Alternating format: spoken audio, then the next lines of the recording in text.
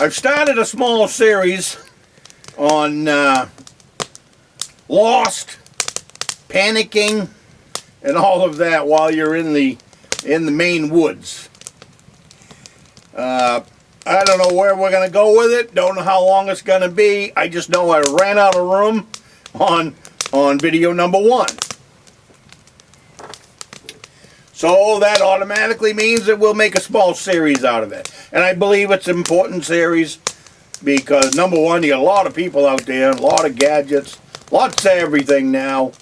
But what happens when the gadgets aren't with you, or what happens when you're all on your own? You know, well, here we go.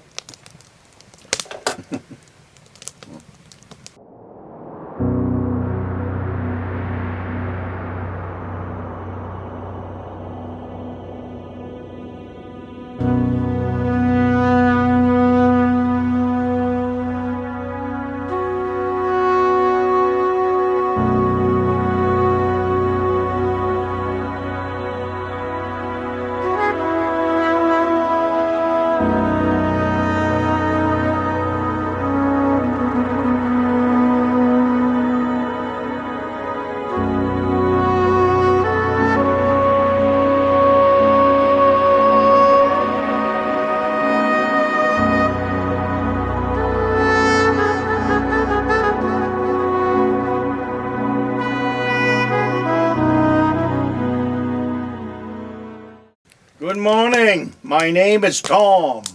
I come to you from the great state of Maine. Welcome to Beaver Creek Outpost. We're right in the middle of a series.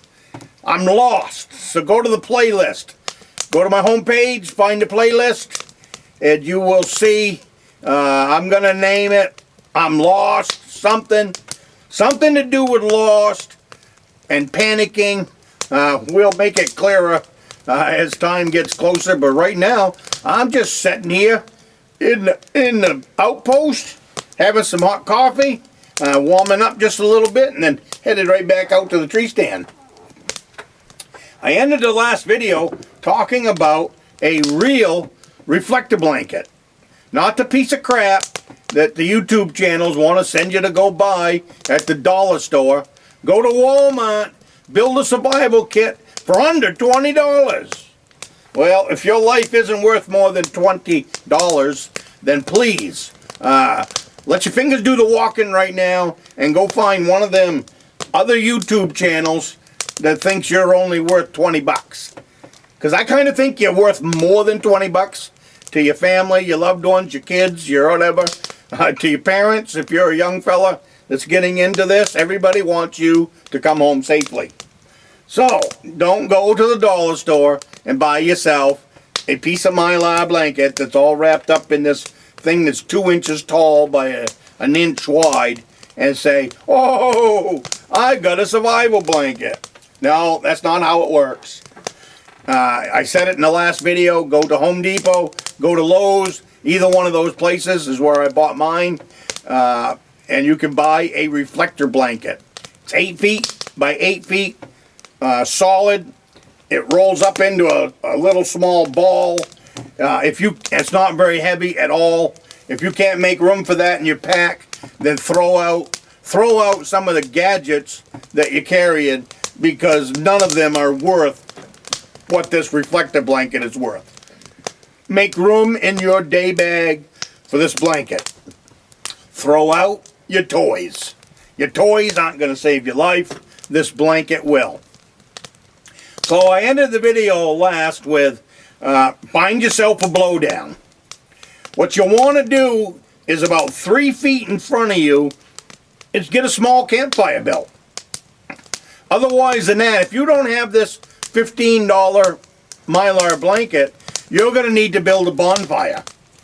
You don't want that. Bonfires take a lot of firewood.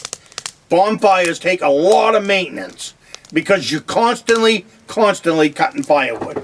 But if you can build a campfire that's 3 feet tall, 3 feet by 3 feet, 2 feet by 2 feet, and have all that heat that's in front of you reflecting off the reflector blanket behind you, you're going to use a fraction of the wood You're going to stay warmer, and you're not going to need to maintain that fire as hard.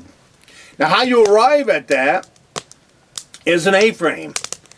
An A-frame doesn't need to be bigger than you are. What I look for is a place to sit down. I want a stump, or I want a down tree. I want to I prefer these blowdowns because a blowdown gives me all of the firewood that I need already on the ground. And pick it wisely, because you want one that's seasoned.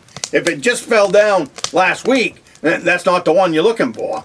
You want the one that when you break the tree limbs, they snap. You know, if you walk up to a blowdown is nothing more than a fir tree, a pine tree. You know, and if you don't know what a fir tree is, look for a downed Christmas tree. Everybody knows what a Christmas tree is. If you walk up to that Christmas tree bough and you snap it and it goes crack, that's the one you want. It's dry as a bone. Same thing if it was a downed pine tree. So find yourself along that downed tree where you can put this A-frame together.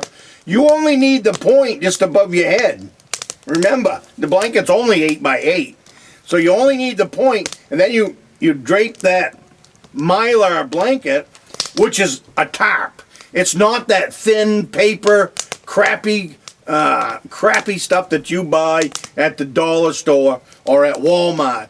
That's not it. This is an actual construction tarp that is double-sided. It's got the reflector on one side, fluorescent orange on the other side. Put that on the A-frame that's behind you. Build the fire in front of you. And now the fire is going to hit you. It's going to wrap around you. It's going to reflect off the reflector blanket. That's why they call it a reflector blanket. And now your backside is going to be as hot as your front side, which will probably be 80 to 100 degrees, depending on how hot you make that fire. Done it, been there, seen it, done it. The blanket is a key factor in all of my day bags on a snowmobile, the six-wheeler, anything. If I'm headed anywhere, that blanket is with me. If I'm on snowshoes, that blanket is with me. Like I said earlier, if you got something in your pack, you say this thing's too big, I ain't got room for it, then throw out anything else that's in that pack. Anything. Get rid of your gadgets. Get rid of your gadgets before you leave that blanket at home. Because you can roll that thing up. Mine is about that big. When it's all rolled up, it's about that big that I have tied together. And that's how you save your back. That's how you save big piles of firewood, because you can burn a smaller pile of firewood. Which means you can last longer. You know, you don't have much food with you. You're lost out here. And as long as you've got, you know, again, everything always snowballs. You got your blanket, but that blanket will do you no good. You got your pile of firewood. You got your blowdown. You've hit all the bases that I've talked about here in this little series. You've got all your bases marked.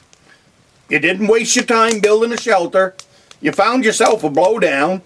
You found yourself, maybe got lucky and found yourself some birch bark by the ton. If there's a birch tree laying on the ground, 9 times out of 10, the inside's completely rotted. Bark is still there. And that bark will burn like a torch, even if it's been laying on the ground for years. So take that to the bank. So you got all that stuff with you now. You're all good. You didn't panic. You had a candy bar in your pocket. You had some coffee. You kind of settled in. You know you lost. You're going to need to spend the night. You got everything together. But oh crap. I don't know how to build a fire. Well, if you've watched any of my videos for any length of time at all, building a fire is number 1. I am not kidding you. If you cannot build a fire, you got no business going in the state of Maine. Woods. Period. They ought to make that part of you getting a hunting license. If you can't build a fire out of anything that's out in the Maine forest, you probably shouldn't be able to get a hunting license.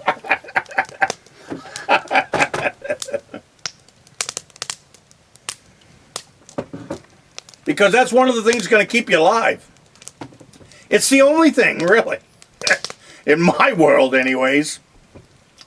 I got a friend, he was a firefighter his whole life. He said, if I ever get lost, he said, you're not going to have to worry about whether the Forest Service can find him or not. He said, I'm going to build the biggest forest fire you've ever seen. He said, they will find me. But anyway, you got your blanket, you got your firewood, you got where you're going to spend the night. Hopefully you brought your skills with you as far as being able to build a fire. And this isn't one of the fires that you want to use flint and steel on. This isn't one of those fires where you want to, use some of these magical, them are fun things to do. I love them all. I love building fires with magnifying glass. I like my ferro rod. I like flint and steel. I can build a fire with all of them easily. But this is the kind of fire where you're going to want a lighter. You're going to want some good matches. You don't want any variables here at all to whether or not you can get a fire built. I can't remember, I got a comment not too long ago, how come bow drill fires.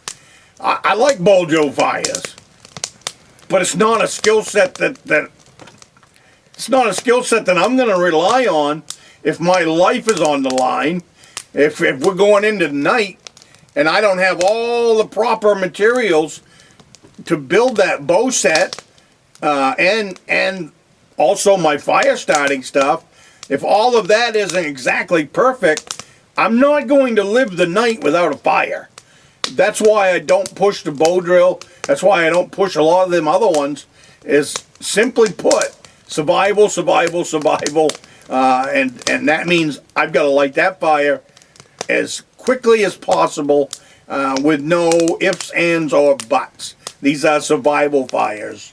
And that's just the way. And I know there are people with bow drills just as efficient with a bow drill as they are probably lighting a match or a lighter.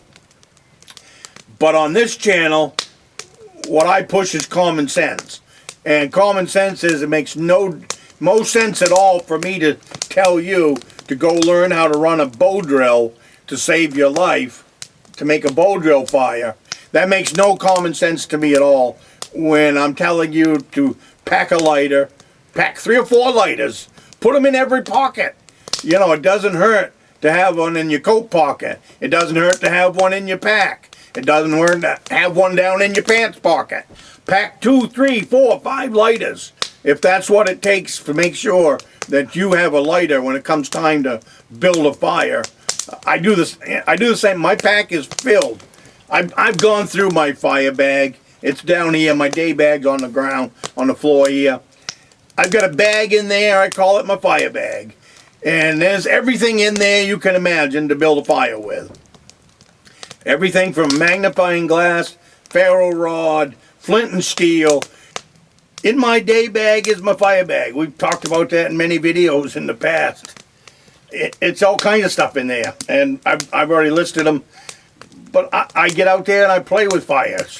One of the things I like to do in the wintertime is to strap on some snowshoes, go for a hike around the cabin, whether it be this cabin or the rustic log cabin, and just find what's up there that's flammable in the wintertime. What that does for me, and for you too, if you want to get out and really hone in your skills to be able to build a fire, that saying, build a fire anywhere, anytime, under any conditions, is important. And the conditions change from summer to winter. And this will be probably a good getting off point for the next video, is changing from summer to winter. And winter is a whole different ball of wax out there. So this is a perfect time to shut this particular video down. And I'll pick it up in the next one. Summer versus winter fire building. Part of your skill set for when you are lost. Remember when we started this little series? Not lost, just twisted. When you are twisted in the woods and you need to pull a couple of life-saving techniques out of your bag. This is the series for that. Let's save your bacon. Let's save your bacon and have a little fun doing it. So I will see you next week in the next video. I'm gonna have me a sip of coffee. Put some coffee water on the stove. Hot chocolate water on the stove. And then head back out to the tree stand and see what this afternoon will hold for me. Alrighty, you guys have a great week, and I will see you next week.